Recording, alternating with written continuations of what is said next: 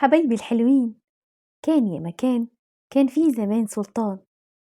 كل ما كان يشوف راجل عجوز كان يزعل وكان يقول: من زمان هيبيض شعري وهيتنى ظهري، ولا أعرف أركب حصان ولا أعرف أجري، وفي يوم من الأيام هبقى عجوز زي العواجيز. فكان يرجع ويقول: إزاي أقدر ولا أقدرش أغلب الزمان. وكان السلطان يبعت يجيب الحكمة من كل مكان، من هنا وهناك، وكان يقول لهم: ليه الواحد يبقى عجوز؟ أنا مش عايز. الحكمة كانوا يقولوا له: دي حكمة ربنا. السلطان يرفض الحكمة ويقول: ما تسمعونيش كلامكم، ما تورينيش شكلكم، امشوا من هنا كلكم كلكم. وكان الحكمة يمشوا، ويرجع السلطان ويقول: ازاي يبقى سلطان ولا اقدرش اغلب الزمان؟ هاتولي ناس من كل مكان يشوفوا طريقة. والسلطان جات له ناس من كل مكان، ومن بين اللي جوله تاجر. بعد ما السلطان اتعشى مع التاجر، التاجر ابتدى يتكلم وقال: طول عمري بشتغل في الدنيا بتجارتي، وكده شغلتي، وفي رحلة من ذات الرحلات ضعت عن سكتي، ولقيتني في الغابة ومبقتش عارف أمشي منين، واتوقع لي إن أنا مش هشوف في حياتي وش بني آدمين. لكن بصيت لقيت ورا الشجرة عشة، قربت منها لقيت في العشة بنت زي ما تكون أميرة بتغزل خيوط شعرها شعراية شعراية. ولما دخلت وسألتها: بتعملي إيه؟ ضحكت وقالت لي: بعمل خيوط شعري قفطان، لو حد يلبسه عمره ما يبقى عجوز. سمع كده السلطان، قال للتاجر: قولي بسرعة الغابة دي فين وبيروحوا لها منين؟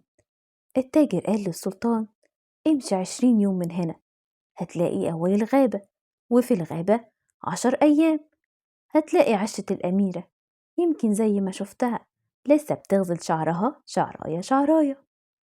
والسلطان قال: بس اخد قفطان شعرها ومبقاش عجوز أبدا، وابقى أقدر أغلب الزمان، والزمان مقدرش عليا. السلطان دعا الفرسان وبعتهم للغابة. راحوا الفرسان، غابوا شهر شهرين، سنة سنتين، وفين لما رجعوا دقونهم طويلة وهدومهم ضيعة ومعهم الأميرة. سألهم السلطان: اتأخرتوا ليه؟ جرالكوا ايه؟ الفرسان قالوله: تهنا قد ما تهنا ومشينا قد ما مشينا، وفين لما لقينا الغابة، وتهنا قد ما تهنا ومشينا قد ما مشينا، وفين لما لقينا العشة وجبنا الأميرة. السلطان قال للأميرة: بقولك ايه، امشي في خزائن القصر، قبلي اللي تقابليه وشوفي اللي تشوفيه، واللي يعجبك خديه، بس اديني القفطان اللي عملتيه. والأميرة مشت في خزائن القصر وقابلت اللي قابلته وشافت اللي شافته، واللي عجبها أخدته، ورجعت للسلطان وادت له القفطان.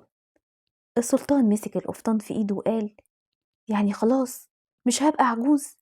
ضحكت الأميرة وقالت له: خلاص مش هتبقى عجوز. فراح السلطان مسك القفطان وقال: كده أنا قدرت أغلب الزمان. لسه السلطان هيلبس القفطان، أميرة الغابة قالت له: استنى، قبل ما تلبس القفطان هقولك كلمتين. اسمع يا سلطان، لو لبست القفطان ده هتموت على طول. وقف السلطان مستغرب: لو لبست القفطان هموت؟ ازاي كده؟ ايه يا أميرة، كنت بتكدبي عليا ولا ايه؟ أمال قلتي إن اللي هيلبسه مش ممكن يبقى عجوز ليه؟